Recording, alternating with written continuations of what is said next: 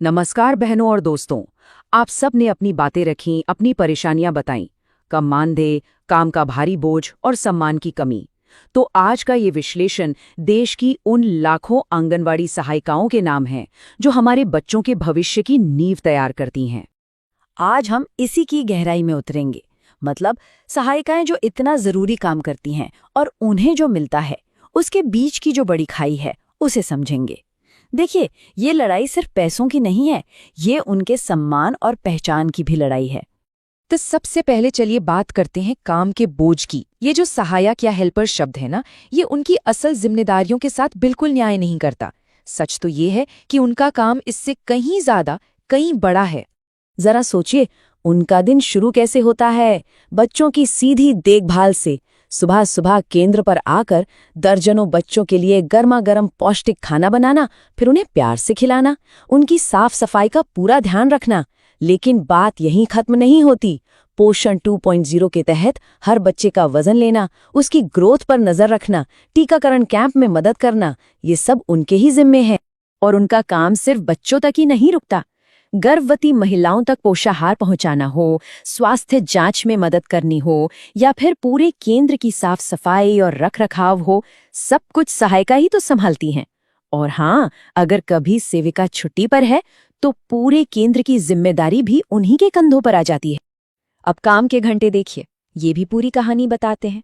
एक ताज़ा रिपोर्ट के मुताबिक जहां सेविकाएं औसतन 4 से 5 घंटे काम करती हैं, वहीं सहायिकाओं को दिन में 6 से 8 घंटे तक खटना पड़ता है। तो सवाल सीधा सा है, जब काम ज्यादा है तो दाम क्यों नहीं?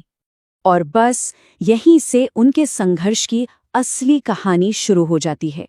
जब जिम्मेदारियां भी ज्यादा हैं, काम के घंटे भी ज्यादा हैं, तो फिर वेतन में इतना बड़ा फर्क क्यों? ये एक ऐसा सवाल है जो आज पूरे देश में गूंज रहा है। इस पूरे अन्याय की जड़ है केंद्र सरकार का तय किया हुआ ये मानदेय, सिर्फ 2,250 रुपए महीना। और सबसे हैरान करने वाली बात क्या है पता है? कि 2018 के बाद से इसमें 1 रुपए की भी बढ़ोतरी नहीं हुई है, जबकि महंगाई कहां से कहां पहुंच गई है। अब पूरे देश में वेतन का हाल देखे, कितना बड़ा और कितना अनुचित अंतर है। राज्य सरकारें अपना हिस्सा जोड़ती तो हैं, लेकिन फिर भी कहीं ये 3,000 है तो कहीं 7,000 तक पहुंच पाता है। लेकिन चिंता की बात यह है कि कोई भी राज्य यूनियनों की जो सही मांग है उसे पूरा नहीं कर रहा है। ये चार्ट साफ साफ दिखाता है, जो औसत वेतन आज मिल रहा है वो एक सम्मानजनक जिंदगी जीने के लिए जो मांग की जा रही है उसके आधे से भी कम है। ये खाई सिर्फ आंकड़ों की नहीं है, ये सम्मान और गुजारे की लड़ाई को दिखाती है। लेकिन हमारी सहायिका बहनें चुप नहीं है। वो कानूनी रास्तों से और सड़कों पर उतरकर अपने हक के लिए पूरी ताकत से लड़ रही हैं। उनके इस संघर्ष में एक साफ तेजी दिख रही है। 2022 में सुप्रीम कोर्ट का वो ऐतिहासिक फैसला आया, फिर गुजरात हाईकोर्ट से बड़ी जीत मिली, और हाल में जो बड़े बड़े विरोध प्रदर्शन हुए हैं वो बताते हैं कि ये लड़ाई लगातार मजबूत हो रही है। असल में ये लड़ाई सिर्फ पैसे की नहीं है, ये लैंगिक अन्याय के खिलाफ भी है। ये इस सवाल को खड़ा करती है कि जब महिलाएं बाल देखभाल, खाना पकाने और स्वास्थ्य जैसा जरूरी काम करती हैं तो समाज उनके काम को कम क्यों आंकता है। और इस संघर्ष की मांगें बिल्कुल साफ हैं, जिन्हें पूरे भारत की यूनियनें एक आवाज में उठा रही हैं। कम से कम 15,000 रुपए का मानदेय, भविष्य को सुरक्षित करने के लिए पेंशन और सरकारी कर्मचारी का पक्का दर्जा। तो अब जब हम समस्या को समझ चुके हैं तो सवाल ये है कि आगे का रास्ता क्या है। देखिए, जानकारी ही सबसे बड़ी ताकत है और एकता से ही जीत मिलेगी। यहाँ 3 ठोस कदम हैं जो हर कोई उठा सकता है। पहला, अपनी आवाज उठाएं। दूसरा, एक यूनियन से जुड़कर संगठित हों। और तीसरा, जो सरकारी योजनाएं अभी मौजूद हैं उनका फायदा जरूर उठाएं।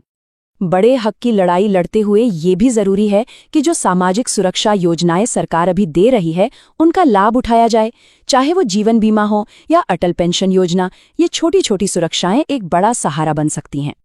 याद रखिए, एकता में ही असली शक्ति है।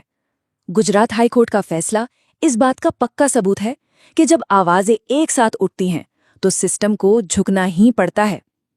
और अच्छी बात यह है कि कानून पहले से ही सहायिकाओं के पक्ष में है। ये समझना बहुत जरूरी है कि 15,000 रुपए की मांग कोई भीख नहीं बल्कि उनका हक है। ये उस काम के लिए सम्मान की मांग है जो हमारे देश का भविष्य बनाता है। तो अंत में मैं बस एक सवाल छोड़कर जा रहा हूं। अगर महिलाएं सच में हमारे समाज की नींव हैं, तो फिर उनकी मेहनत का मोल आधा क्यों है? इस सवाल का जवाब ही ये तय करेगा कि हम अपने बच्चों और उनकी देखभाल करने वालों को असल में कितनी इज्जत देते हैं। सोचने के लिए धन्यवाद।